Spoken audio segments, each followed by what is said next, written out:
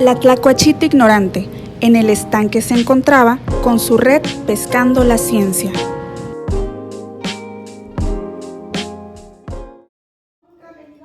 Bueno, este es un espacio de lectura y reflexión que hacemos cada lunes por el semestre. Lo hace CIETAC. ¿Alguno de ustedes conoce CIETAC? ¿No? El CIETAC es el Centro de Investigación y Ciencias del Comportamiento de la FARC. ¿Habían escuchado de él? ¿Sí? ¿Les ha dado clases del maestro Enio? ¿No? ¿Maestro Oscar Mendoza? ¿Son de psicología? Sí. Bueno, el doctor Enio es el coordinador de este centro que nos encontramos en el edificio 2, frente a la biblioteca, y es un centro que, así como hace investigación, tiene proyectos de comunicación de la ciencia. En una parte es la divulgación, y esta actividad se llama la tlacuachita ignorante. Se invita a varios maestros de la facultad para exponer y hablar sobre libros que a lo mejor en la carrera son difíciles de abordar, ¿no? Entre tantos libros y temas. Entonces se invita a los grupos cada lunes, cada semestre hacemos actividades de cada lunes entre las 12 y 2, y se invita a los grupos que quieran acercarse, pero si no pueden venir, también en nuestro canal de YouTube se graba y pueden ver las actividades, las participaciones docentes. Y el día de hoy tenemos la participación de la maestra Lemus Paul, que es maestra de la carrera de comunicación, ciencia de comunicación de aquí de la facultad. La doctora nos va a participar con la lectura La Sociedad Digital. Y ustedes dirán, bueno, es de ciencia de comportamiento, digo, de ciencia de la comunicación. Piensen al final en la facultad, es una facultad de ciencias sociales, donde conocer de todos los temas, lo que es el trabajo multidisciplinario es muy importante, no desde la perspectiva solo de psicología, sino la perspectiva de los diferentes profesionales de ciencia del comportamiento nos ayuda a abordar mejor los temas. Entonces, yo creo que este tema va a ser muy importante, muy interesante para ustedes, y pues me gustaría darle la palabra a la maestra para iniciar, y espero que les guste, que tengan buena tarde. Quiero un aplauso a la maestra, que agradecemos la participación de los docentes a estos espacios que al final pues, se llevan a cabo gracias a ellos, y también ustedes que están aquí. Gracias. Muchas gracias, Jocelyn. Problemas técnicos, listo. Bueno, pues muy honrada de la invitación para compartirles a todas y todos estas reflexiones sobre un libro muy reciente que rescata el pensamiento de uno de los que considero los sociólogos más relevantes del siglo XXI.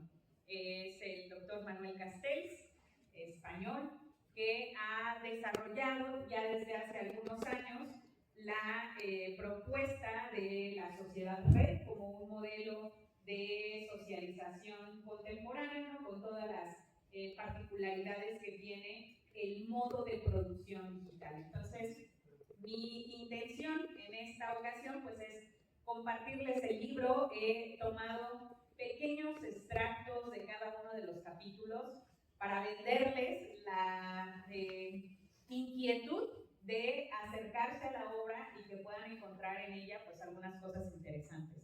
Para poder comenzar, vamos a sumarnos. ¿Han usado ustedes Menti alguna vez? ¿No?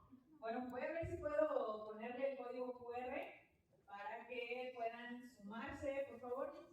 Si no, con que ustedes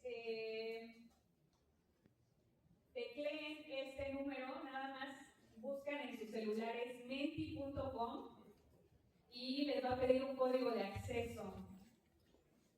En ese campo ponen estos 4 números que vienen aquí arriba y vamos a sumarnos a una participación colaborativa, una construcción colaborativa de la presentación el día de hoy. Menti.com y el código es 11002335.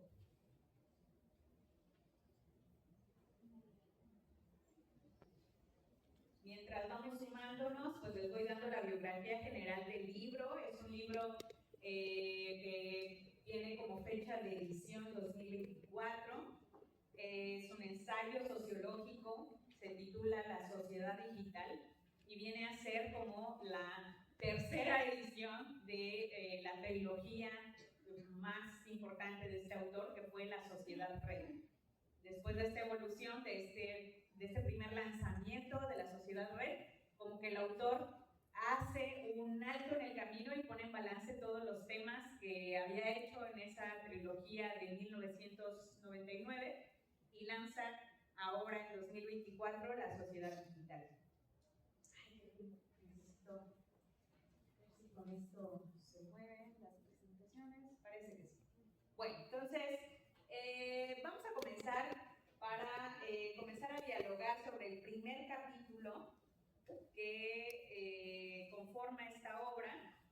El primer capítulo se titula De la comunicación de masas a la sociedad digital.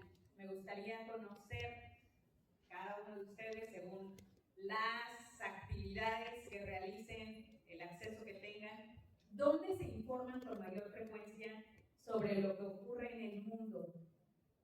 Se informan con medios tradicionales todavía, ¿no? Con emisiones de noticieros de televisión, con programas de radio, se informan con creadores de contenido, con periódicos digitales, o están como en este proceso que algunos autores le han llamado que la información no se encuentra, ¿no? No la buscamos, sino la información no se encuentra en redes sociales, o por mensajería quizá reciben, ¿no? Los comentarios sobre la guerra en Gaza, la invasión que están realizando a diferentes naciones. Bueno, vemos más o menos entonces, tenemos ya casi a todas las personas de esta sala que están conectadas, que nos han compartido que cerca del 100%, el 96% de ustedes se informan con redes sociales. En este primer capítulo, el autor hace un recuento de lo que implica el terminar el modelo de broadcasting, el modelo tradicional de emisión de un gran medio de comunicación que lograba centralizar el discurso y emitirlo a una audiencia masiva.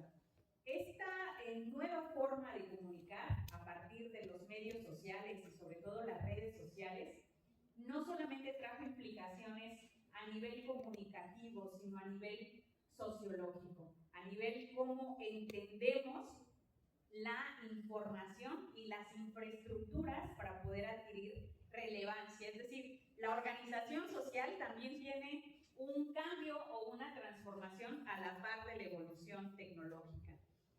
Podemos decir que la sociedad se estructura por flujos de datos, de tal manera que digamos que la tecnología pues no determina, eso no, el autor lo plantea muy claramente, pero sí nos condiciona en muchos sentidos.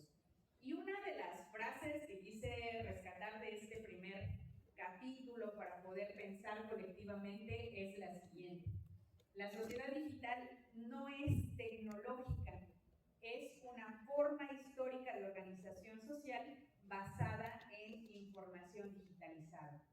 El autor hace un recuento histórico, ¿no? Donde dice, bueno, teníamos la sociedad preindustrial, ¿no? Donde teníamos preponderantemente la comunicación cara a cara, la comunicación presencial como principal mecanismo de interacción. Teníamos vínculos densos, pero dentro de la sociedad industrializada, la sociedad de masas, pues hay medios unidireccionales. En esta nueva etapa de producción, que sería la sociedad digital, pues tenemos redes interactivas que redefinen no solamente el flujo de lo que comunicamos, sino también el flujo financiero, el flujo, como veremos en los últimos capítulos también, la construcción mediatizada de la realidad. ¿Qué es lo que ocurre con las guerras actualmente? Pues que siguen estrategias de construcción no solamente a nivel bélico, ¿no? Sino que también hay una construcción del sentido de la guerra para poder legitimarla, y bueno, eso se convierte en parte de los hilos que le dan cohesión al tejido social que actualmente vivimos. Este es el primer capítulo que plantea el autor. Vamos a continuar. Voy a ir quizá un tanto rápido en estos primeros capítulos y damos espacio para ir pensándonos y platicando un poquito más. El capítulo 2 viene a reflejar reflejar la propuesta teórica del autor, que es el modelo de autocomunicación de masas. Se titula el capítulo como su modelo, autocomunicación de masas y sociabilidad digital. En este capítulo el autor establece que el individuo tiene ya ahora la potencialidad de producir y difundir mensajes global y localmente. Pero en esta emergencia de nuevos procesos y estructuras de comunicación, lo que ya no tenemos el control, es decir, tenemos control de emitir, pero no tenemos control de lo que el algoritmo nos permite amplificar los discursos. La pregunta que les hacía como preámbulo es, ¿sientes que lo que publicas en redes sociales realmente llega a muchas personas? La mayoría, bueno, ahí en términos generales se decantan por decir pocas veces o algunas veces. A la experiencia de la navegación, pues quienes sí tienen o perciben, ¿no?, que tienen un alcance masivo se ubican en la cola de la distribución y son pues un poco más residuales, porque justo el modelo está planteado así, para sentir que tenemos la libertad expresiva, ¿no?, la libertad de publicar, la libertad de crear contenido, pero lo que restringe ahora el proceso de comunicación es el alcance. La parte de los algoritmos pues viene a convertirse, ¿no?, en el nuevo espacio de disputa de poder. Y pues por lo tanto, temas como la desinformación pues no vienen a ser accidentes del sistema, son procesos o mecanismos claramente estructurados para seguir manteniendo lógicas de control social y orientar, digamos, polarizar a una sociedad sigue siendo el mejor mecanismo para poder influir en votaciones, ¿no?, o en diversos procesos de opinión pública. Entonces, en este segundo capítulo que el autor titula Autocomunicación de masas y sociabilidad digital, pues el autor recupera eso, ¿no?, la influencia de las redes sociales por encima de los medios tradicionales. Menciona un concepto que es la sociabilidad 3.0, en la que pues ya hay suficiente literatura que evidencia que vivimos lazos de conexión más débiles, pero no por ello estamos sin fortalecimiento de nuestras redes sociales. ¿A qué me refiero con esto? Cuando decimos redes sociales, pues no nos referimos al Facebook y al Twitter, sino a las personas, ¿no?, que conforman esa red de relaciones que tenemos. Entonces, básicamente, la comunicación está mediada por una arquitectura algorítmica del poder. Y la estructura algorítmica determina, como les decía inicialmente, tanto el alcance de nuestros mensajes, la viralización, la exposición que podemos tener y también la interacción, ¿no?, la sociabilidad. Esta categoría de sociabilidad 3.0 pues menciona, ¿no?, tenemos nosotros actualmente pues redes más interactivas, más posibilidades de comunicarnos, pero menos densidad afectiva que la que teníamos respecto a otras generaciones. Entonces, por ahí, para pensar un poquito, este es el segundo capítulo de la obra, sobre el modelo que el autor propone, sobre autocomunicación de masas. El tercer capítulo del autor está orientado a la vigilancia, a la privacidad y al poder. Vamos a hacer una pequeña, el ejercicio inicial es para que escriban con 3 palabras o con 3 sentimientos qué les genera cuando pues entran a un periódico, entran a una página web y dice aceptar todas las cookies, ¿no? O cuando instalan algún software y viene el contrato de licencia, no sé si alguno de ustedes lo ha leído alguna vez, yo alguna vez lo intenté, y le dan a aceptar, nada más. ¿Qué sienten? ¿Qué sienten cuando en esos procesos de entregar nuestra información, entregar nuestra privacidad, aceptar ser monitoreados, sin que haya posibilidad de hacer algo, porque si le damos que no, pues no accedemos o no instalamos el programa, ¿estamos de acuerdo? Entonces, vamos a hacer una pequeña red de palabras para poder hablar de esto que el autor menciona en su tercer capítulo, que lo titula Vigilancia, Privacidad y Poder. En este capítulo, el autor plantea una idea central, que es que existe una asimetría informacional entre el Estado y el ciudadano. Y siempre ha existido esta asimetría, es decir, que el Estado tiene más control de la información que el ciudadano. ¿Por qué? Pues porque el Estado, pues, matricula a sus ciudadanos, ¿no? Los enlista en el ejército, les da su credencial de elector, le da su acta de nacimiento. Siempre ha habido esta asimetría. Pero en el contexto contemporáneo, esta diferenciación en el acceso a datos se vuelve central para el control y para la vigilancia. Esto genera que situaciones de espionaje tecnológico, como lo que ha ocurrido aquí en México con el software Pegasus, pues se vean o se hayan naturalizado como prácticas que pueden hacer libremente los estados y hasta ahora sin consecuencias. Entonces, el autor menciona, ¿no?, que el modelo de capitalismo que vivimos actualmente, que lo llama capitalismo informacional basado en la extracción de datos, así como antes, ¿no?, las grandes naciones iban aquí a América Latina a extraer de la tierra, ¿no?, comercializar los frutos o que sigan extrayendo minerales. Pues bueno, actualmente también vivimos una nueva capa sobre ese capitalismo, pero para extraer datos y extraer información. ¿Qué genera a nivel sensación colectiva?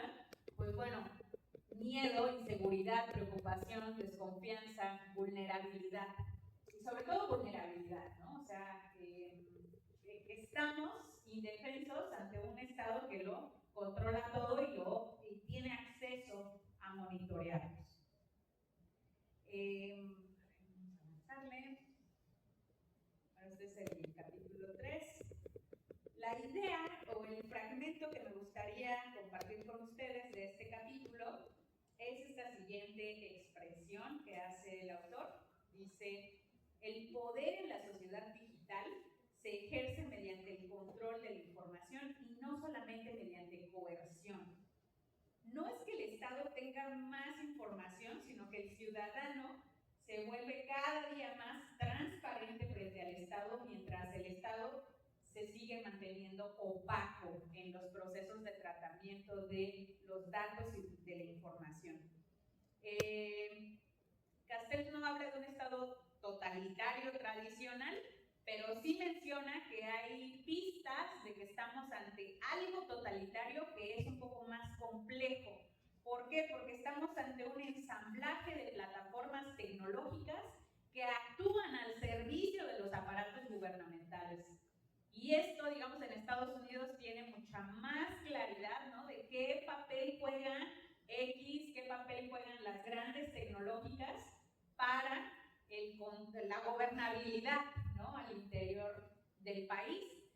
En este momento que hay algunos conflictos entre Estados Unidos y algunas regiones del mundo, pues también, ¿no?, la mediación tecnológica está ahí siempre como parte del proceso de control.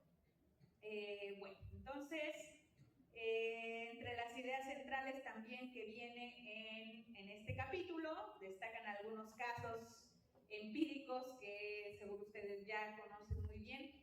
El de Edward Snowden, que se atrevió, ¿no?, a liberar algunos archivos clasificados y por lo tanto el delito es contradecir o transparentar al Estado.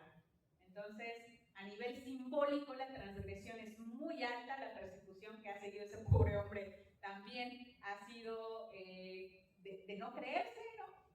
Algo ¿por qué? Porque justamente da en el corazón del poder que quiere mantener el Estado al ser opaco, ¿no? En la información que ejerce. Bueno, aquí en México, seguimos en el libro, en este capítulo, al recapitular todos los casos del software Pegasus que hay en contra de activistas, de periodistas y de defensoras y defensores de derechos humanos, porque la parte que se mantiene es el patrón que se sigue en estos espionajes. La vigilancia es selectiva y políticamente utilizable sin consecuencias. Y eso pues revela esta estructura que el autor quiere mencionar, ¿no? Que hay un capitalismo de vigilancia algorítmica en este momento. Bueno, entonces vámonos al siguiente capítulo, porque es un libro muy largo, tiene 11 capítulos. Entonces, estamos aquí en el cuarto capítulo que el autor titula Finanzas digitales y criptomonedas. En su vida cotidiana, ¿con qué pagan actualmente? Digo, ahorita que salgan de esta conferencia, que vayan a comer, que tomen el autobús, que requieran comprarse una pluma, es lo normal, ¿no? ¿Cuáles son sus medios de pago actuales? En este cuarto capítulo, el autor habla sobre la automatización financiera y hace algunos símiles muy interesantes con el concepto de autómata, ¿no? Pero ahora pues somos autómatas financieros. Deja ver cómo el mercado opera actualmente pues, a nivel global, en una estructura reticular, con velocidades computacionales, y cómo las criptomonedas se convierten en un desafío para el Estado y en un desafío para mantener como digamos, el dinero es inventado.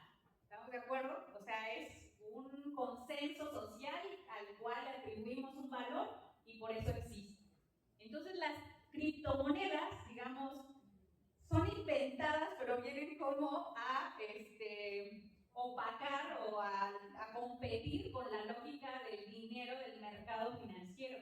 Entonces, por eso es que se vuelven tan peligrosas, ¿no? Tan relevantes, porque es de un grupo, imagínense que nosotros en este momento nos pusiéramos de acuerdo y dijéramos, pues es que la cosa más valiosa es los dientes, ¿no? Entonces, quien tenga dientes más grandes o dientes más blancos, ¿no? Adquiere más, o sea, estamos ante construcciones sociales y las criptomonedas deben ser leídas en esa dimensión. Por lo tanto, pues bueno, la parte de la evasión, de la especulación, pues se convierte también en mecanismos muy aludidos en esta sociedad digital por ser también, ¿no? Construcciones sociales. Vemos aquí que casi todos nosotros trabajamos con dinero en efectivo y en algunas ocasiones con transferencias bancarias. Pocos de nosotros, pero a mí sí me parece interesante recapitularlo, pues han tenido alguna experiencia con criptomonedas o pagos digitales no bancarios. Yo no puedo dejar de recordar mi hermano, cuando era niño, que tenía como 9 años, compró bitcoins en algún videojuego que alguna vez encontró por ahí y luchó con todas sus fuerzas por recuperar un disco duro donde estaba instalado un videojuego para poder, ¿no? Es que ahí tengo una fortuna. Entonces, estas cosas que comenzaron siendo pues como parte, ¿no? de un juego, como parte de una comunidad hacker que comenzó a trabajar, ¿no? En el proceso de las criptomonedas, pues de pronto ya tienen valor en el mercado actual. Y bueno, una de las frases o fragmentos que me gustaría compartirles en este cuarto capítulo es justamente esto, que la economía pues comienza también a crecer con esta complejidad algorítmica en la cual estamos inmersos. Deja de ser humana en su temporalidad. Ya tenía mucho tiempo que dejó de ser, que la economía dejó de tener una base real. No sé si recuerdan cuando la reserva de Estados Unidos, que antes era en oro, dejó de vincularse a su generación de moneda. O sea, ya la moneda que circula no tiene un sustento de oro o de algún proceso real que la sostenga. O sea, todo es especulación. Y con el entorno algorítmico que estamos viviendo, pues estamos más sujetos a la especulación y a las crisis financieras. En este momento, por ejemplo, en la mañana escuchaba todas las maniobras que están haciendo porque ante el cierre del estrecho de Hormuz no se disparen los precios de la gasolina en México y del diésel, ¿no? Y por lo tanto se aumente la canasta básica y se haga un despapalle, ¿no? Pero yo de pronto digo, a ver, pero si México importa gasolinas de Estados Unidos para acá y nosotros producimos, ¿no? O sea, alguna parte de la producción, ¿qué nos afecta el cierre del estrecho de Hormuz? Pues sí nos afecta por la especulación financiera, no porque realmente en el mercado esté ocurriendo algo que realmente nos esté encerrando la llave para la llegada de los combustibles, ¿no? Porque de hecho nosotros los mandamos de acá para allá.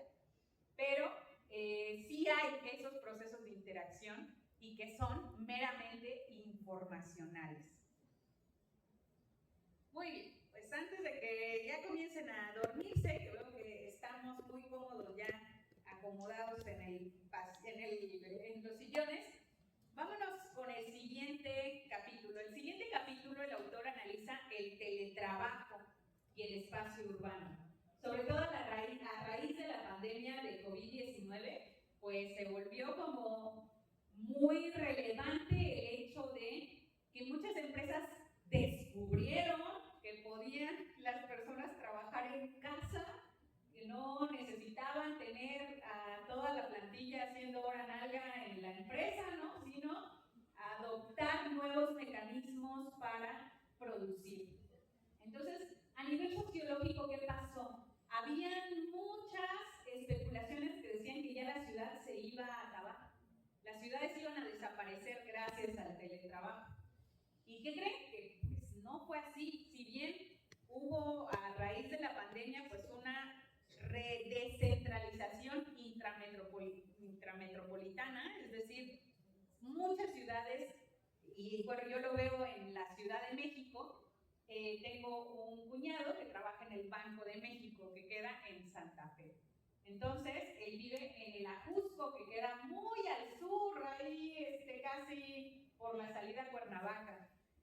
Para poder ir a trabajar, tiene que salir a las 5 de la mañana de su casa y llega a las 7, se duerme un rato ahí en el carro y entra a las 8. Entonces, pues la empresa le da como parte de su proceso de bienestar laboral el hecho de que únicamente tenga que ir 3 veces a la semana y trabaja en casa 2 días a la semana. Bueno, trabaja en casa 2 días, pero también trabaja sábados y domingos, o sea, yo creo que trabaja 4 días en casa, ¿no? Y otros presenciales.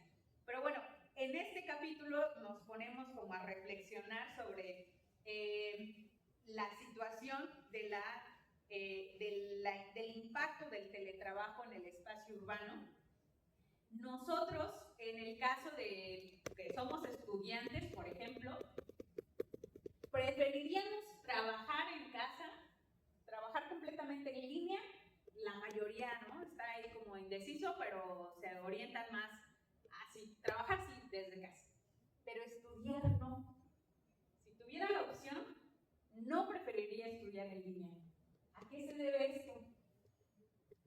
Y es parte de las cosas que el autor reflexiona en el capítulo, porque esto no es solamente en este grupo, ¿no? Sino que en este libro, en este capítulo, recoge la opinión de varios países que también piensan lo mismo. Preferiría seguir yendo a la escuela y aprender.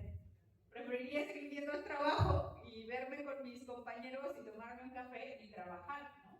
Porque por el componente mediando la producción y mediando el conocimiento. Entonces, seguimos como ante estos desafíos que tienen que ver con la tecnología y las dinámicas, las nuevas dinámicas que estamos adaptando. Entonces, uno de los fragmentos que a mí me gustó mucho de este quinto capítulo fue: la tecnología no elimina el territorio, lo reorganiza. Entonces, no podemos decir que ya teniendo, por ejemplo, una carrera en línea, o sea, como que no, solamente nuestra mente está, no, o sea, seguimos necesitando territorio, seguimos necesitando contacto, una institución, una mediación, una socialización, para poderle seguir dando sentido a las cosas. En el siguiente capítulo, que habla sobre educación e inteligencia artificial, viene esta preguntita que les pido también me ayuden a responder. ¿Qué tan frecuentemente utilizan herramientas de inteligencia artificial? Otra de las preocupaciones del autor tiene que ver con el aprendizaje humano y el aprendizaje automatizado. Tenemos a la inteligencia artificial como un verdadero desafío pedagógico y la necesidad de incorporar estrategias para regresarle el valor que tiene la construcción del conocimiento. Es decir, estar en estas aulas se ha diluido un poco el sentido, porque lo central pues es generar conocimiento. Pero si tenemos estas estrategias o estas herramientas, ¿no?, que funcionan como atajos cognitivos para poder evadir algunas de las cosas que le dan sentido a la educación, como pensar, cuestionarse, tener disonancias cognitivas, poder comparar, analizar, pues bueno, el reto está en poder darle nuevamente sentido a eso que hacemos aquí en las aulas. Observamos con sus experiencias, pues que casi todos nosotros las utilizamos frecuentemente. Pocas personas, rara vez o algunas veces las emplean, pero si ven la tendencia, pues es también homogénea, ¿no? Ya están aquí estas herramientas. El problema, y bueno, en este sentido viene la reflexión que me gustaría compartirles, que el problema no está o no radica en que usemos la inteligencia artificial, sino qué significa para nosotros aprender, qué tensiones nos genera el hecho de decir esto es aprendizaje, ¿no? Y bueno, vámonos a avanzar porque ahorita estamos en el capítulo 6. Y en el siguiente capítulo, el autor lo titula Nueva brecha digital. Ustedes saben que hay estudios clásicos de brecha digital, es decir, las personas que pueden acceder a la tecnología frente a los que no, ¿no? Y las consecuencias que esto tiene. Entonces, aquí en esta matriz les voy a pedir que me ayuden a autocalificarse en una escala del 1 al 10. ¿Qué calidad de dispositivos tienen? ¿Qué calidad de conexión a internet? ¿Qué habilidades o capacidades tienen a nivel técnico? Es decir, para actualizar sus equipos, para instalarles programas, para protocolos de ciberseguridad, ¿no? Bueno, a nivel técnico. Y en habilidades estratégicas, que me evalúen también en esa misma escala del 1 al 10, qué tanto saben ustedes producir su propio contenido, hacer ediciones avanzadas. Si algo no lo saben o no lo dominan, pueden ustedes encontrar la herramienta que les va a enseñar cómo resolver eso. Pueden ustedes generar a nivel avanzado algún empleo o aplicación de la herramienta para resolver alguna problemática. Más o menos vamos viendo cómo van moviéndose los cuadrantes. Son definitivamente personas con de menor a mayor acceso, casi todos tienen buen acceso, y casi todos de menor a mayor se evalúan, pues ahí, digamos, en las capacidades estamos más o menos, ¿no? Somos funcionales, no nos pidan mucho, solo hacemos el ChatGPT para la tarea. Pero no lo usamos, ¿no? Como tutor, como maestro socrático, como ponente dialógico. Bueno, el autor en este capítulo retoma la parte de la brecha digital. Y pues bueno, hay diversos programas que han tratado de abatir la brecha llevando computadores a África. En Uruguay, por ejemplo, hubo un programa en el que a todos los niños de todos los niveles escolares, primaria, secundaria y preparatoria, les dieron una computadora que era muy parecida a esta de este programa. Y creyeron que ya, ¿no? Con eso la librábamos, con eso teníamos el primer piso, ¿no? Parejo para poder resolver el tema de la calidad educativa. ¿Y qué creen? Que no. Que aunque de hecho varias metáforas dicen, ¿no? Aunque todo el mundo amanezca el día de mañana con una supercomputadora y con super conexión a internet, no abatiríamos con ello la brecha digital. ¿Por qué? Porque la brecha digital tiene más que ver con cómo usamos la tecnología para incidir estratégicamente en el poder. No sé si me explico, o sea, el objetivo no está en trabajar de manera individual para que yo me beneficie de alguna manera, ¿no? Sino en cómo operamos la tecnología para trabajar a nivel colectivo para o solucionar algo, ¿no? En el campo político, pues bueno, se han tomado esto más en claro, ¿no? Cómo usamos la tecnología para incidir, para persuadir.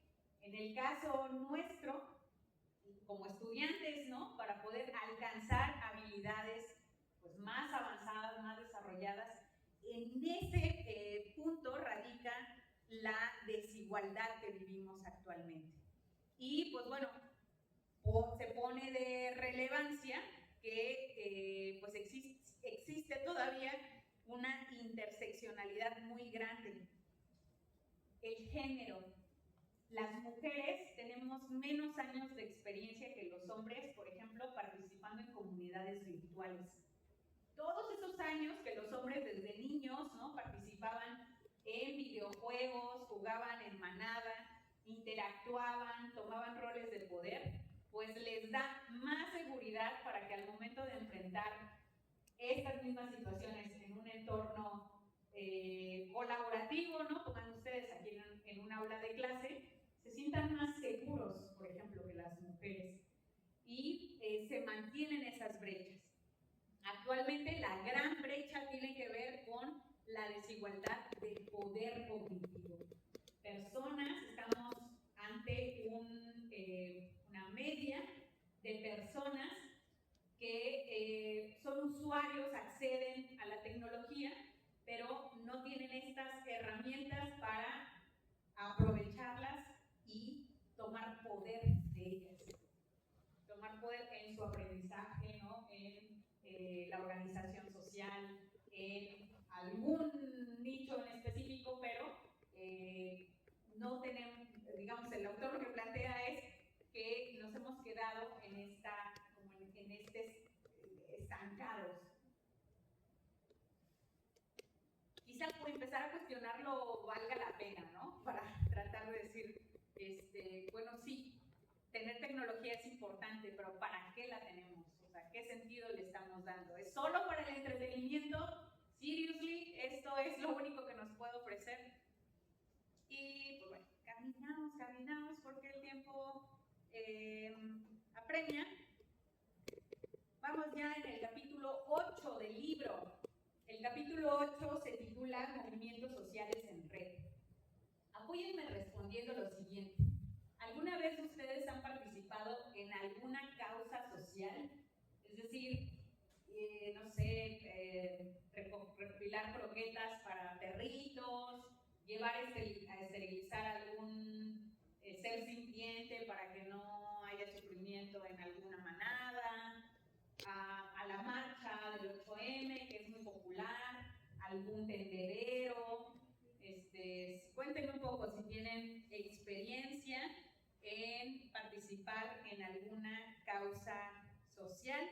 Y mientras les voy contando que el autor, en este 8º capítulo, pues retoma las características de los nuevos movimientos sociales, como le llaman los teóricos. Los movimientos sociales clásicos tenían estructuras pues verticales y lideradas generalmente por figuras muy sobresalientes, ¿no?, que daban el posicionamiento. Y los nuevos movimientos sociales pues ya se construyen sin liderazgo central, se construyen más a través del ritmo de las imágenes, del performance colectivo y del sentir, ¿no?, que generan en cierta multitud que conecta en algún momento determinado. Aquí en Tamaulipas, particularmente, yo he observado que hay pocos antecedentes de organización colectiva.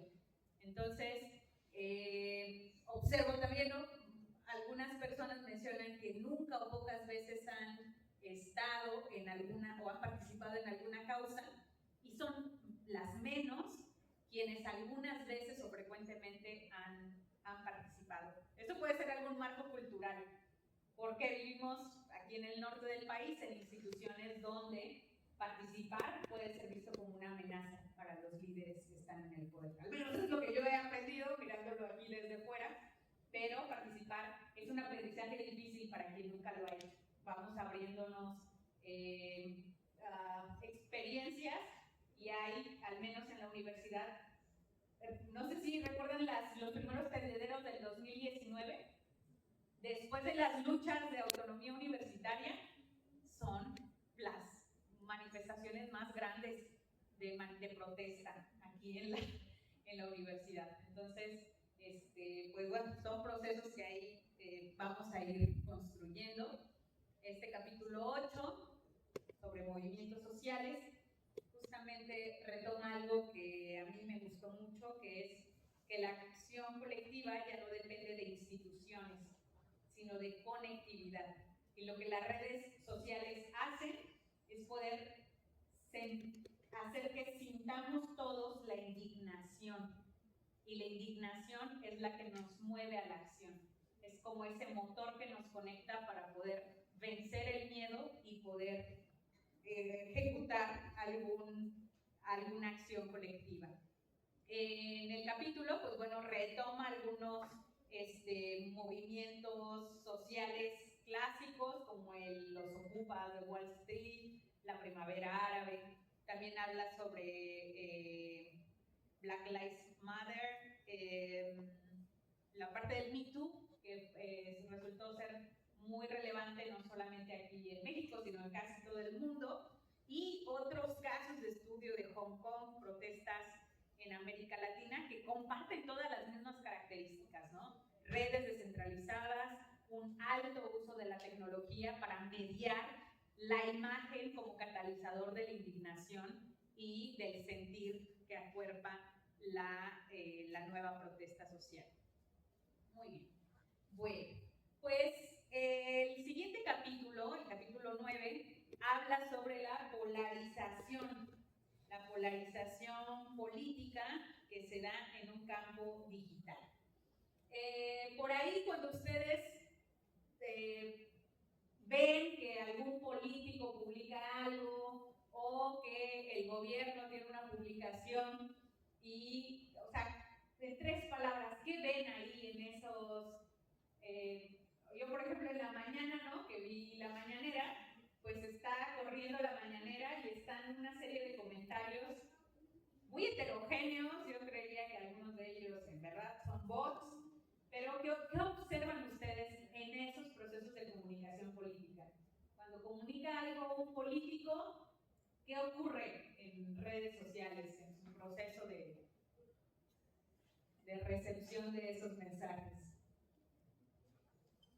lo quieren esconder, mentiras, algunos se divierten, otros echan odio, hay cosas que se señalan como falsas, datos no claros, hipócritas, bueno, polarización, mentira, ¿no? Odio. Y pues bueno, justamente en torno a ese sentimiento colectivo que ustedes están sobre la falsedad, sobre el odio, la mentira, la polarización, es que el autor trabaja en este capítulo, polarización política y en el campo digital. La polarización de antemano, pues ustedes saben que no nace en Internet. Hemos tenido conflictos como seres humanos toda la vida, ¿no? Desde las primeras organizaciones sociales hemos nacido con conflictos que se han dirimido de diferentes formas.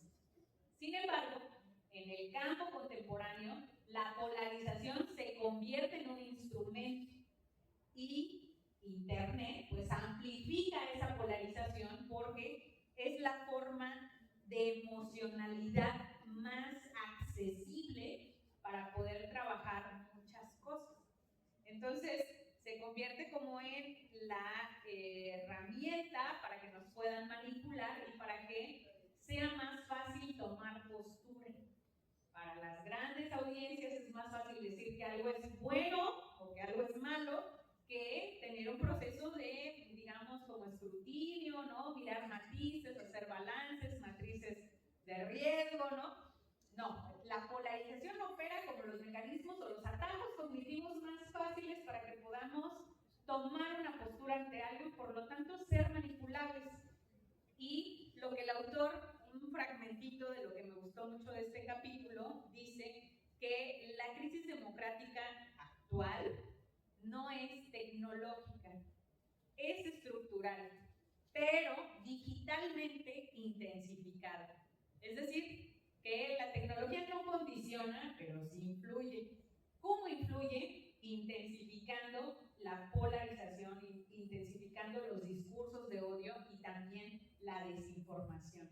Como lo mencioné en los primeros capítulos, la desinformación no es aleatoria, no es que se dio. La desinformación se usa de manera estratégica actualmente en redes sociales como herramienta de manipulación política. O sea, hay gente fabricando desinformación, vendiendo desinformación, porque pues es parte de las estrategias de manipulación que hay, de las más efectivas que hay actualmente.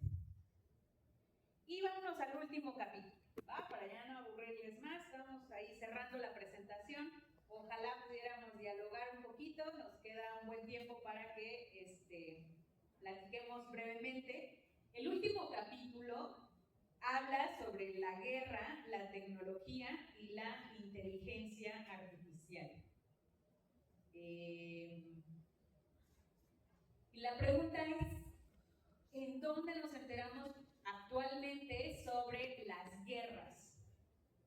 Sobre la reciente invasión a Venezuela, sobre la guerra contra Irán, sobre lo que está pasando en Palestina, en Ucrania y otros tantos conflictos que no tienen visibilidad mediática, ¿no? Que ni siquiera quizás sepamos que existan actualmente, pero que están sucediendo. Y la mayoría de nosotros entonces coincide con lo que tiene el planteamiento de este autor, que es desde redes sociales digitales.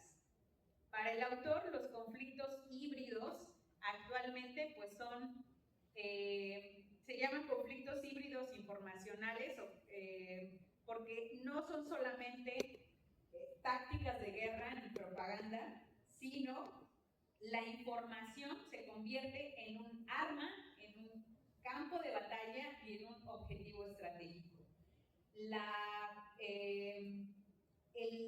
acciones militares se documentan casi en tiempo real y se construyen colectivamente. Por lo tanto, cuidar la narrativa de la acción y la intervención militar, pues viene a ser parte del éxito de la campaña militar.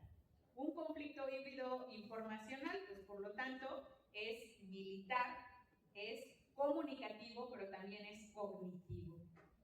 El autor menciona en este capítulo que la victoria ya no depende solo de destruir al enemigo, sino de lograr controlar la interpretación del conflicto. Si no hay este proceso de consenso, claro, pues la base social que financia esa guerra, que mantiene al presidente, ¿no?, que está ahí al frente del conflicto, pues simplemente se desmorona. Por lo tanto, requiere, ¿no?, todo proceso bélico tener su proceso de interpretación, su proceso de legitimación, y ya no solo a nivel local ni nacional, sino a nivel internacional. O sea, lograr tener a Naciones Unidas, ¿no?, a los países aliados con un proceso por ahí de legitimidad. Menciona por ahí el autor, en las guerras anteriores primero ocurría el hecho y luego se narraba, pero en la sociedad digital la narración ocurre al mismo tiempo que el hecho y la percepción pública influye directamente en el desarrollo militar. Por eso Castells pues comenta, ¿no?, que al mismo tiempo se da una intervención en el espacio físico, pero también en el espacio digital de comunicación en redes para poder hacer este conflicto híbrido informacional. También concluye que las plataformas digitales, Facebook, X, Google, Amazon, pues no son neutrales, también son actores geopolíticos y por lo tanto ellos priorizan visibilidad de ciertos contenidos en la circulación que hay actualmente en redes sociales, también generan climas para afectar o no la moral social en ciertos contextos e influyen de alguna manera en las decisiones políticas externas. La guerra, por tanto, no busca derrotar ejércitos, sino desorganizar cognitivamente a la sociedad del adversario y organizar políticamente a la sociedad propia. Es parte de las nuevas estrategias de guerra informacional. Y pues bueno, ya con este 10º capítulo concluye el libro, llegamos al final, es un libro así un tanto grueso, y son las ideas que les quería compartir. Muchas gracias por la atención, por participar en las dinámicas, y ojalá que les anime a leer el libro. Es, digamos, la intención central, ¿no? Que sepan qué presenta el autor, las ideas generales, pero también bueno, y también, ¿no?, si quieren que lo debatamos, aquí estamos, todavía tengo hasta las 2. Muchas gracias, maestra. La verdad es que, chicos, ahorita tienen la maestra Diana, dijo que se puedan quedar aquí, así que no hay apuro. Así que siempre la Cachita Ignorante tiene un espacio de preguntas y reflexión donde los que están aquí presentes, pues si tienen alguna duda, alguna inquietud, alguna pregunta sobre el libro, que la maestra, la verdad, desglosó de una manera muy clara, que la verdad es que a mí sí me interesa leer, a leer el libro, unos puntos muy interesantes que creo que desde diferentes perspectivas se puede abordar. En particular, que son chicos de segundo R, de psicología, la verdad sí creo que hay muchas cosas que se podrían preguntar, ¿no? Desde la interacción social, hablábamos, bueno, a mí me puse a pensar mucho en las funciones mentales superiores de Vygotsky, que toma la tecnología como un instrumento cultural de mediación, que tiene una función de moldear o alterar lo que son las funciones mentales superiores. Entonces, aquí me pareció muy interesante lo que plantea la maestra desde una perspectiva psicológica, pero también desde otras perspectivas. Yo me gustaría que levantaran la mano quien quisiera participar, duda, algún gusto, alguna situación, algo que les gustaría presentar. Bueno, el maestro Oscar te da iniciativa para motivarlos, para que vayan dando este espacio, y después el compañero Israel.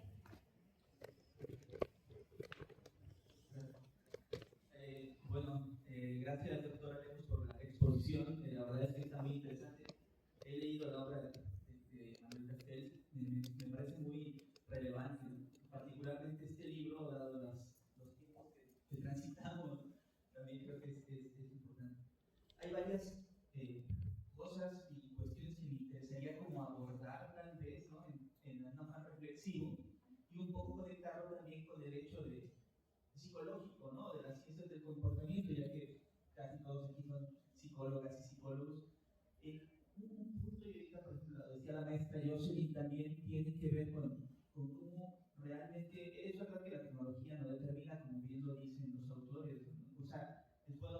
el determinismo tecnológico como hecho y como narrativa política.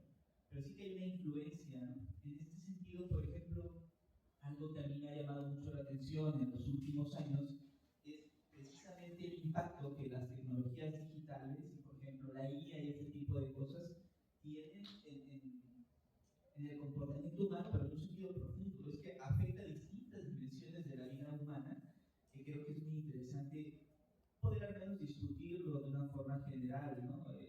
Podría ser llamativo, ¿no? Por ejemplo, problemas como la deuda cognitiva, ¿no? Problemas afectivos que cada vez parece haber más evidencia, ¿no?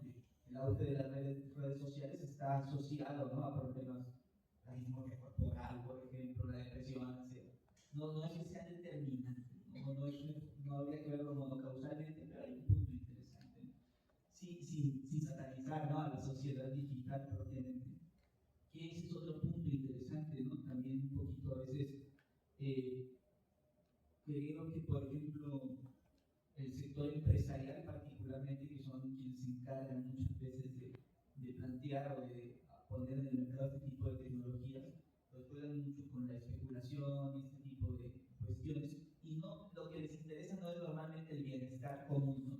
Entonces, pensar qué podrían hacer quizá las ciencias sociales para trabajar en tecnologías que sí impacten en el bienestar, o sea, que sean, yo siempre he pensado que las tecnologías desde su diseño incorporan ciertos valores, o sea, no creo que las tecnologías sean neutras, entonces creo que ahí podría haber algo para decir, ¿qué podrían hacer los psicólogos y psicólogas, los científicos sociales para contribuir quizá al diseño de tecnologías que impacten en el bienestar, pues en el bienestar común? Las tecnologías no están diseñadas ciertamente, la mayoría de ellas, ¿no? Hace poco leía sobre un chatbot que se llama, creo que es The Book Chatbot, una cosa así, es como para un chatbot diseñado específicamente como para combatir estas teorías conspirativas, ¿no? Es una cosa muy interesante, porque luego hay evidencia de que otros chatbots, ChatGPT por ejemplo, lo que hacen es de hecho potenciar en algunos casos las teorías conspirativas, pero cuando se diseña la IA, por ejemplo, o el sistema para un objetivo muy específico, pues pueden salir cosas muy productivas. Eso, digamos que de forma general es lo que estaba pensando. Luego hay otras cosas que me llaman un montón la atención, como este aspecto, ¿no? De que ahora, de alguna forma también, el teletrabajo, la teleeducación podrían estar haciendo perder, por ejemplo, de alguna forma cierto sentido de comunidad, ¿no? En las personas, la pérdida de espacios comunes, de cosas por el estilo, que también pueden impactar a nivel psicosocial en las personas. Entonces, bueno, es un poco ahí el planteamiento, la reflexión que quisiera plantear, y a ver si los alumnos también se animan un poco a cuestionarse eso. Gracias. Pues si quieres escuchamos a Israel y hacemos... Hola, doctora. Fíjese, yo llegué un poco tarde, pero lo que logré escuchar al principio no podía evitar pensar un nombre, no sé si es Ted Kaczynski, una mujer. Pero Ted Kaczynski era un físico matemático estadounidense, una gran mente que terminó siendo terrorista y luego más en distintos puntos. Escribió un manifiesto muy interesante y no podía evitar pensar un poco al respecto. Él satanizaba, bueno, no quiero decir satanizar, pero él criticaba fervientemente la tecnología más que cierto sistema, era la crítica a la tecnología, me encantaba un poco con lo que mencionaba. Y pues usted también mencionó la revolución industrial y decía que muchos de las cuestiones que vimos actualmente problemáticas pues parten de la revolución industrial, son consecuencia de ese directo. Y pensaba un poco en todas las cuestiones cognitivas, sociales, culturales que se ven afectadas directamente por la tecnología. Una mujer decía que lo mejor era regresar a ser nómadas y ser cazadores de colectores, un poco drástico la verdad, pero tenía un punto de que la tecnología le quitaba cierta autonomía cognitiva a la persona. Y pues era más que nada pues el comentario para ver si podían, no sé, quizá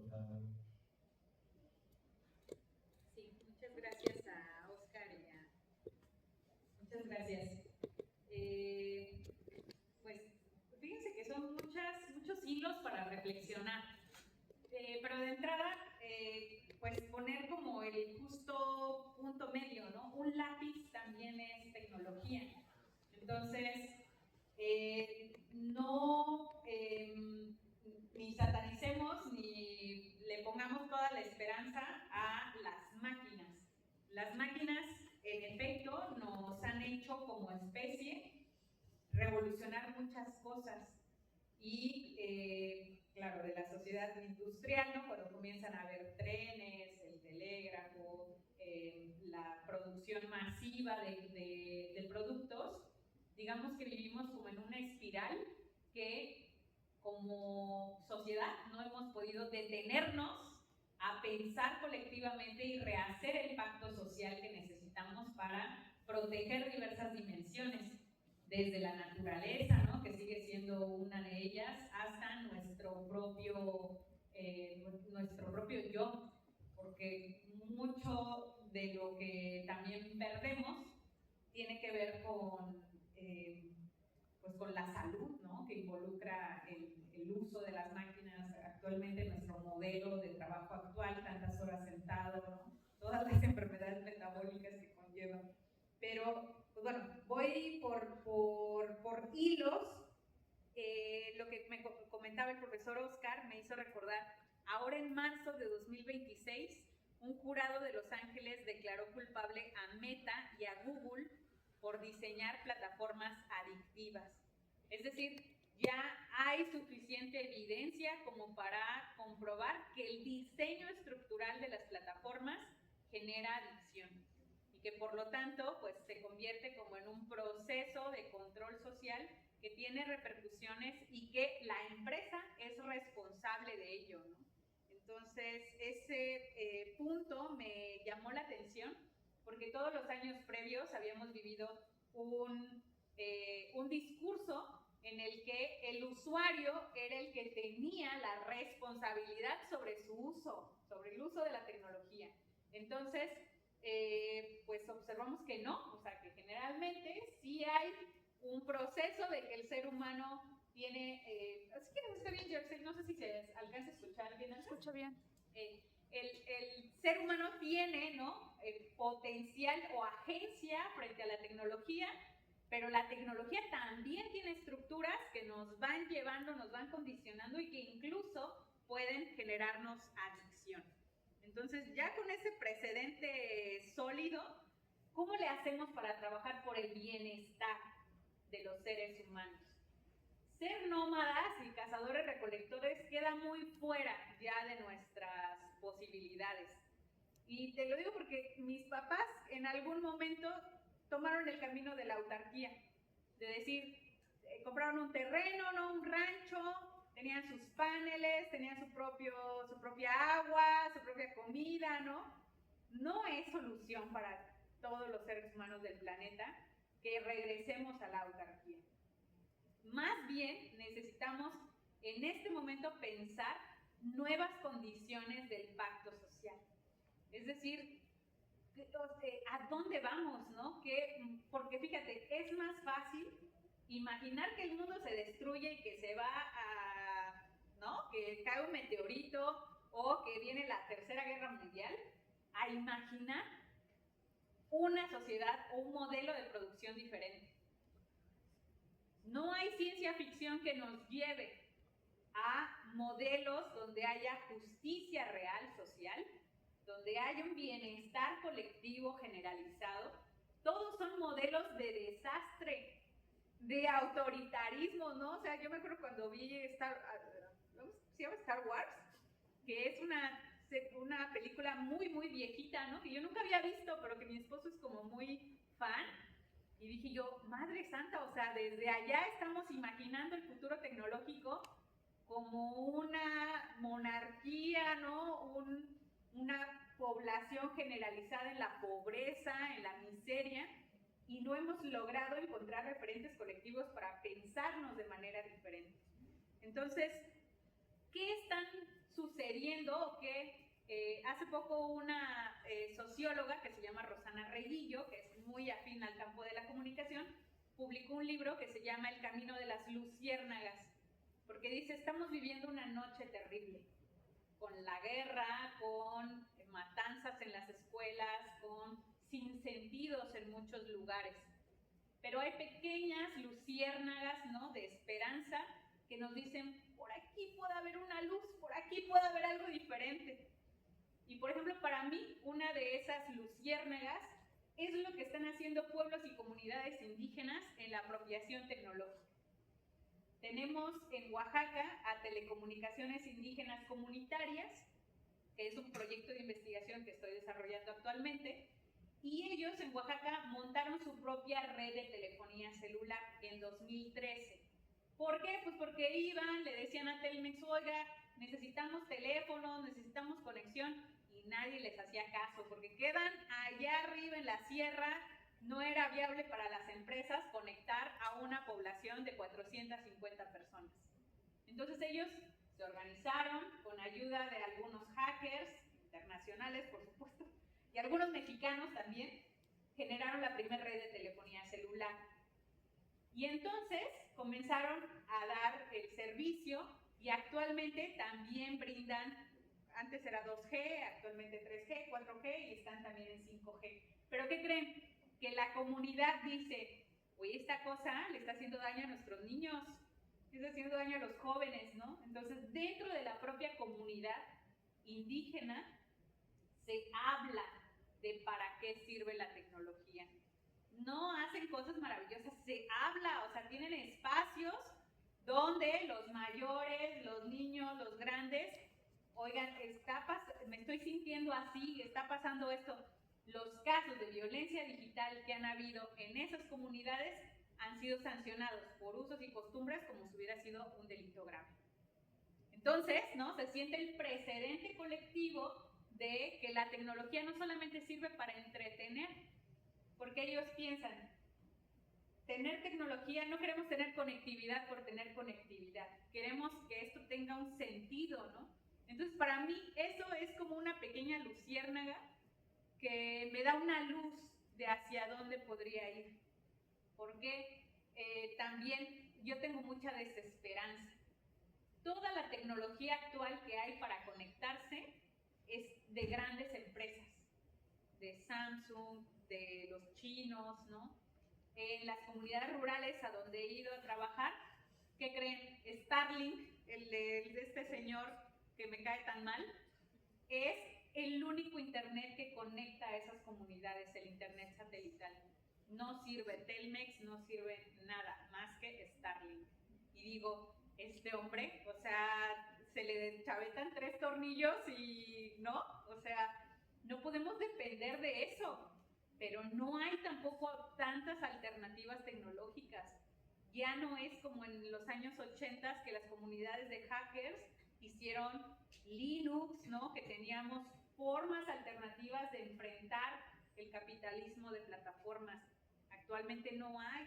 Hay por ahí algunas luciérnagas como Conosur, que es como un Facebook, ¿no?, pero para latinoamericanos. Pero, ¿cuántas personas estamos ahí? ¿Cuántas personas estamos en Telegram? ¿Cuántas personas estamos en Signal, ¿no?, en redes alternativas? Casi todos estamos en WhatsApp, en YouTube. No hay muchas opciones y eso también es necesario mirarlo en esa justa dimensión. Estamos como en el feudalismo, ¿no?, todos rindiéndole tributo al mismo señor, porque todos pagamos con nuestra suscripción o nuestros datos como tributo a estas grandes empresas. Y no hay, o sea, no lo vemos ni lo cuestionamos muchas veces. Bueno, estas serían las reflexiones que me generan las 2 preguntas. Muchas gracias, doctora. No sé si alguien más quiere participar. ¿Un comentario? ¿No? Yo quisiera, bueno, ya que está. Ya que está abierto el espacio, no Yo llegué muy tarde, así que la verdad no sé si a lo mejor esto que quiero preguntar ya lo comentó. Pero a mi parecer creo que ya toda esta era digital y todas las redes sociales más que nada ya forman como parte principal, incluso a lo mejor de tipos de redes de comunicación dentro de nuestras generaciones y generalmente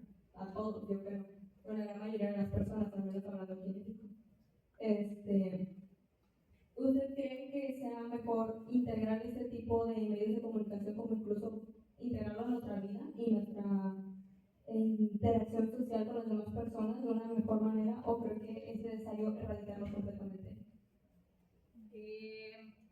Por la experiencia de vida que he tenido, no podemos erradicarlo. Y te digo, estas comunidades indígenas con las que yo trabajo te dicen, no usamos WhatsApp, usamos Signal. Claro, pero el teléfono con el que estamos trabajando es Samsung, ¿no? O sea, aunque tratemos de buscar alternativas, siempre es bueno, ¿no? Buscar esas alternativas, pero sí no podemos hacernos ajenos. También, por ejemplo, ellos trabajan en una red de videollamadas que se llama Jitsi. Jitsi es como un Zoom, pero es gratuito y es software libre, ¿no? Pero ¿qué creen? Luego Jitsi se cae y cuando necesitamos tener reuniones y Jitsi no está funcionando, pues vamos a Google Meet. Entonces no podemos, aunque seamos de izquierda, zapatistas, ¿no? Súper alternativos, vamos a tener que transitar estos circuitos. Quizá es saberlos transitar para poder tener un uso responsable, ¿no? De ellos. Sí, la verdad es que a mí me llama mucho la atención esto y hablo mucho porque es una de las áreas en las que trabajo, ¿no? En filosofía de la tecnología, entonces tener la oportunidad de hablar de este tipo de cosas me gusta. Ahorita estoy escribiendo algo sobre confianza epistémica en estos entornos, ¿no? de la era digital. Y hay un punto interesante sobre el cual me he estado yo centrando en estas reflexiones. Tiene que ver con el hecho de que muchas veces vemos a las tecnologías como agentes aislados, pero creo que sería interesante también la cuestión ahorita pensar un poco de tratarlos como sistemas sociotécnicos. Es decir, que no solo involucran a un artefacto, sino a veces a múltiples artefactos, pero a la vez también a un montón de personas, de instituciones, o sea, como organizaciones, pero también como normas o como contratos implícitos, y pues aspectos culturales también. Esto lo comento por una cuestión que ahorita usted ya adelantó. Es muy difícil como erradicarlo, ¿no? Por así decirlo, por mucho que quiera uno abrazar el ludismo, es difícil, ¿no? Como decir, vamos a irnos, ¿no? Decían hace rato, al campo y deshacernos de la tecnología. Pues hay que ver que sí que hay mucho empuje, por ejemplo, desde el sector político y empresarial para que estas cosas sigan existiendo. Aquí lo interesante creo yo, y a lo mejor vuelvo a enfatizar lo que platicábamos hace rato, es cómo también desde abajo, o sea, desde las comunidades, desde los actores a lo mejor un poco más microsociales, podríamos empujar también para que, ok, esto va a existir, pero ¿qué podemos hacer para apropiarnos de él, cambiar las reglas de la gobernanza que está viendo, ¿no? Que viene mucho del sector privado, desde los macroactores sociales que hay, y un poco más preocuparnos por esto, de bienestar social, pero creo que mucho tiene que ver con que podamos dimensionarlos como sistemas sociotécnicos y no solo como artefactos, porque cuando lo vemos así, como sistemas sociotécnicos, cuando empezamos a darnos cuenta de, oye, es que hay más gente, además de mí, ¿no? Implicada, y además creo que es entendible por qué es que hay tantos impactos en distintas dimensiones de la vida, ¿no? Yo creo que eso es un punto también un poco interesante que se relaciona también con lo que comentaba, ¿no? Podemos renunciar a ello, de hecho es difícil. Más bien habría que pensar cómo apropiarnos, ¿no? Para fines benéficos. Es un poco ahí la idea, ¿no? Sí, gracias. También comparto esta necesidad de mirarlo como un sistema complejo, como un sistema sociotécnico. Hay una compañerita que se llama Rebeca, que justo trabaja la categoría del cyborg, para decir, ya no es el ser humano solito, ¿no? Sino que la tecnología se ha incorporado a nuestro ser, ¿no? Entonces ya somos sujetos cyborgizados. Pues, ¿no? Muy interesante, muy denso ese debate. Muchas gracias. ¿Alguien más quiere participar? Hola, maestra. Justamente ahorita que estamos hablando acerca de lo difícil que sería vernos aislados, ¿no? A toda esta era digital. Me recordó mucho un pequeño debate que tuvimos en el salón de clases, ¿no? Estamos hablando de las teorías psicológicas del meme. Y la maestra dijo que pues ella consideraba que las redes sociales eran parte del porque pues no es tu sistema más cercano. Y un compañero, recuerdo muy bien que en otro me dijo, no, espérese tantito, me parece a mí más bien que es parte del microsistema, porque aunque luego nosotros decimos, microsistema, familia, amigos, ¿qué pasa cuando pues es que ya están estas comunidades digitales, ¿no? Y muchas veces, si pasa alguna situación en casa o el chico o chica no tiene la confianza de acercarse a los papás, ¿a dónde va directamente? Simplemente en Meta, ¿no? El mundo que ya hay, cómo se conforma todo. Luego yo veo que sale que hasta están estos novios en Roblox. Yo no lo entiendo, y eso ya es más para mis sobrinos, pero pues sí me pongo a cuestionar eso, ¿no? Realmente creo que ya las redes sociales pasan a ser nuestro sistema, sí, nuestro microsistema, lo que tenemos a la mano, al alcance. E incluso salió un documental, me parece que está en Netflix, de un chico con cierta condición que no le permitía una comunicación verbal y que al final cometió suicidio, pero sus papás descubrieron que él llevó toda una vida online porque decía, es que aquí yo soy otra persona, aquí sí puedo caminar, aquí yo sí puedo hablar, aquí puedo decir lo que yo quiero decir, y tenía amigos y ayudaba a gente y todo, ¿no? Entonces, ese era el microsistema del chico. No fue su familia más cercana, lo fue ese mundo interactivo digital que él creó.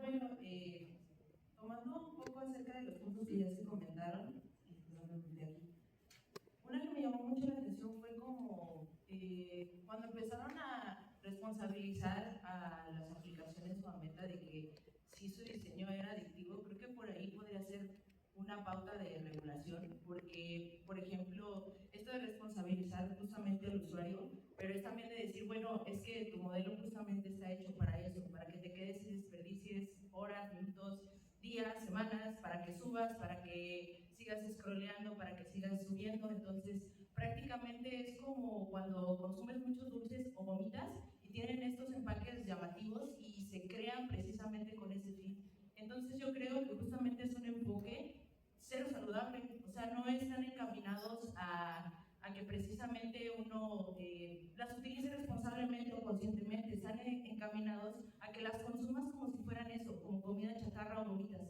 y no te des cuenta como esos golpes de dopamina, y consumas y consumas y consumas porque eso es lo que ellos quieren. Entonces, justamente como empezar a acercar o partiendo de ese enfoque de decir, ¿sabes qué?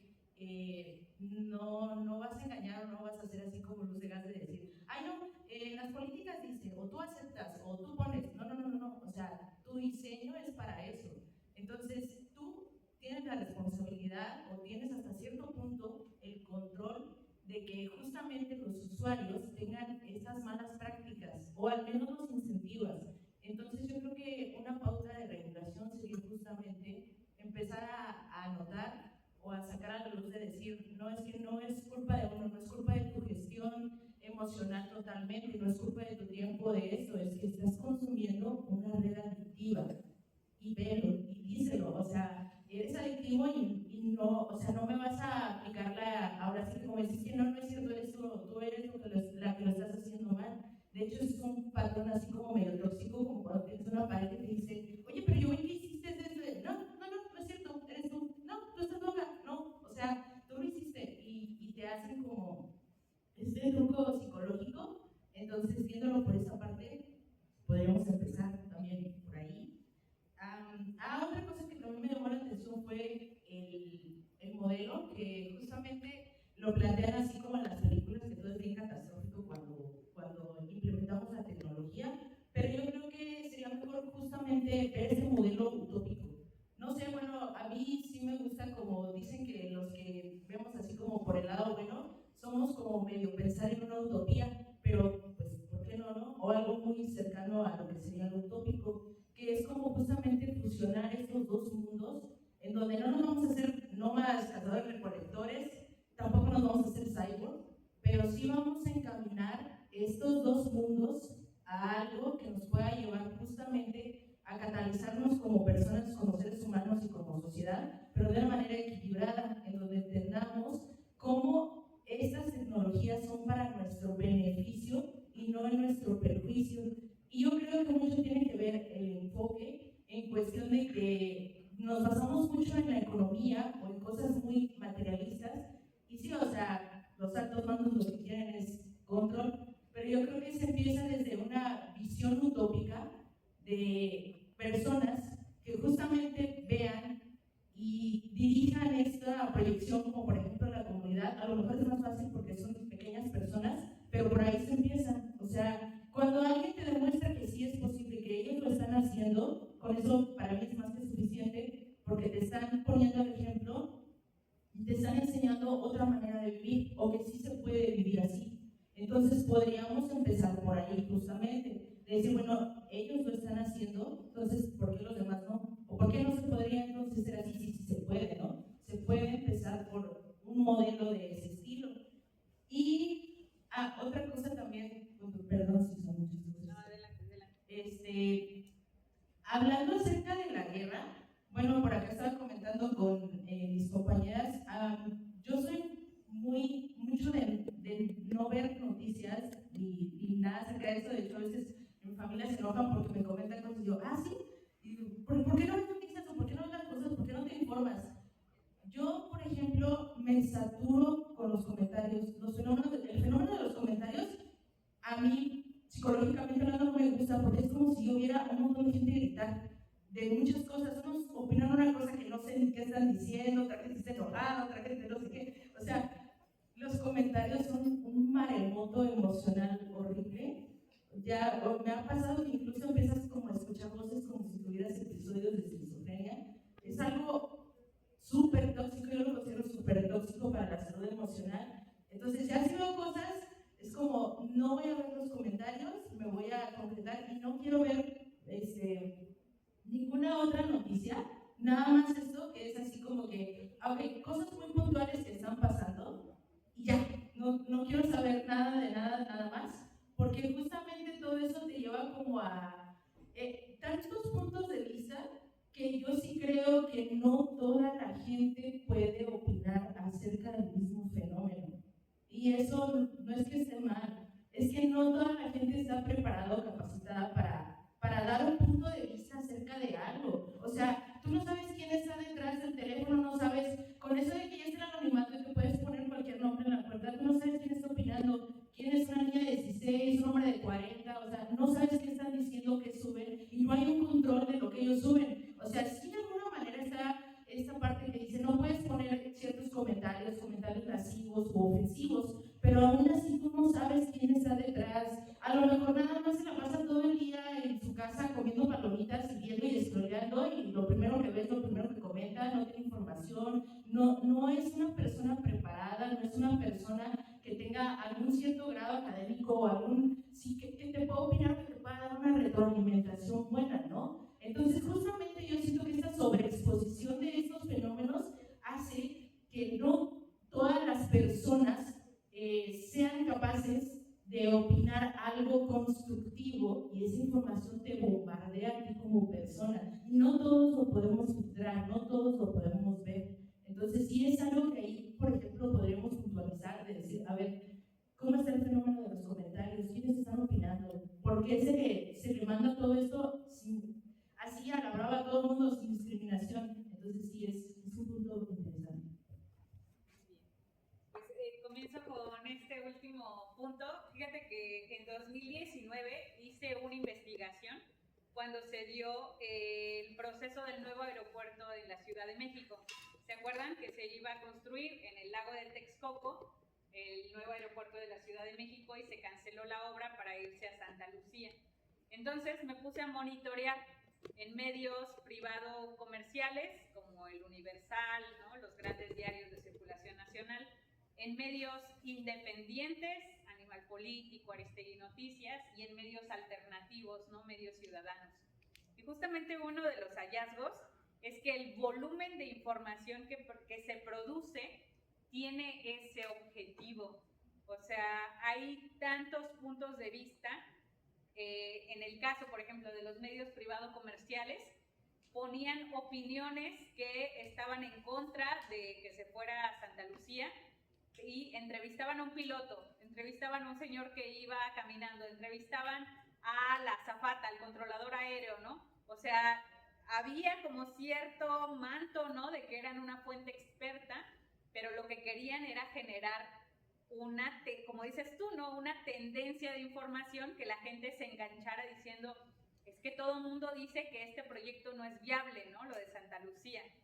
Sacaban informes, ¿no? De varias fuentes y, por ejemplo, lo que mencionaban los pobladores de Atenco, que era lo que venía reflejado en los medios alternativos, que eran más chiquitos, estas lograron hacer un cerco mediático. Es decir, lograron tener competencia ante el discurso de los grandes medios de comunicación gracias a las redes sociales. O sea, gracias a que el discurso de yo prefiero el lago, se llamaba esa campaña, comenzó a hacerse masiva, comenzó a hacerse viral, lograron decir, oigan, nosotros también queremos decir algo, ¿no? O sea, nosotros aquí en Atenco estamos en contra del aeropuerto por esto, esto y esto.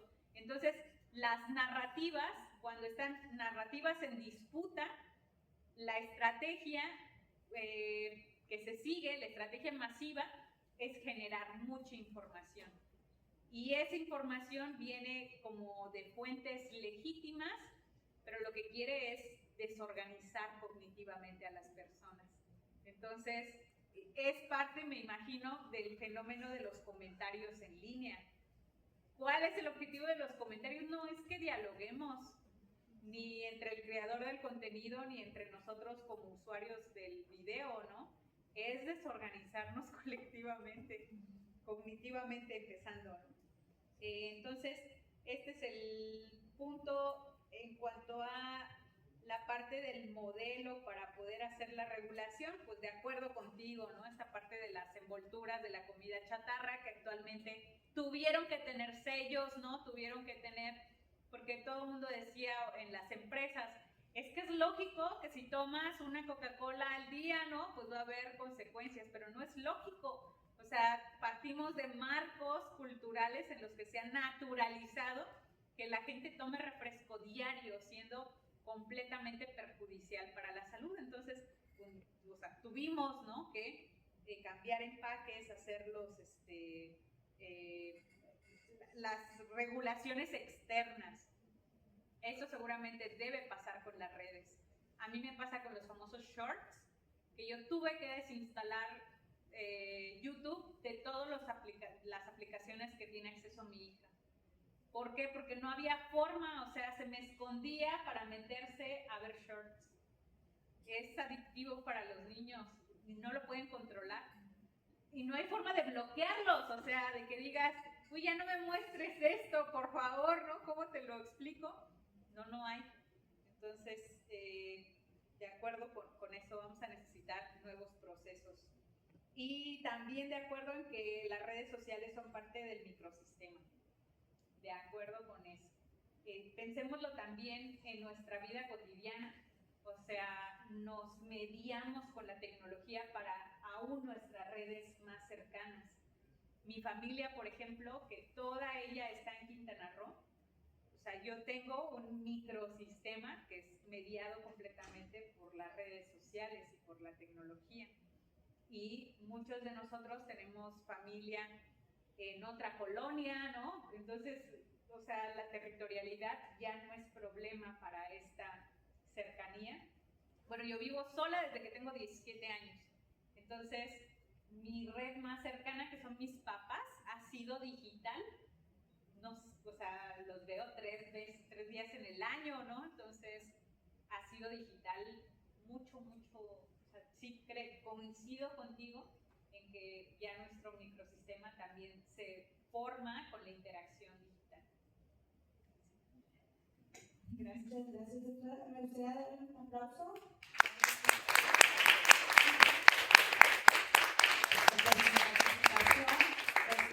La verdad es que es muy interesante.